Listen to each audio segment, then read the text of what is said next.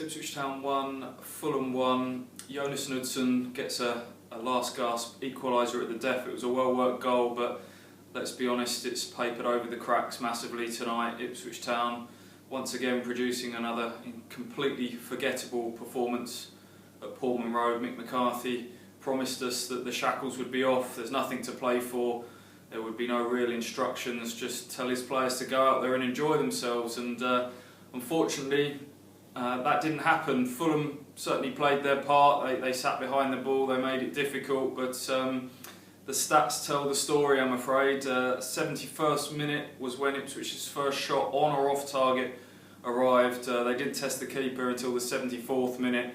The ironic cheers that greeted those attempts were as loud as anything that greets a goal sometimes. So that was tonight, and it's not a one-off, it's been a number of occasions this year. I've got a few damning statistics in the report that I've just put together. In 24 home games this season, all competition, Ipswich have scored in the first half just 5 times, which tells you everything about how slowly they've started on home turf. In terms of recent form, now winless in 6, 7 points from a possible 27, I believe it is. So the season's been on the slide. It's very difficult to remember any particular games in 2016. At home, I'm struggling to think. Probably the Leeds game where they played really well. Nottingham Forest was a reasonable performance, but everything else has just been all blurred into one.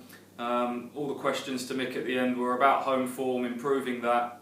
He says he's going to sit down and really analyse where it's gone wrong here at Portman Road this season. If you remember, when they finished 6th in 2014-15, they had the joint best home record in the league. So it's a staggering change from last season to this. Why is it? Other teams, maybe have they changed their approach, been harder to play against?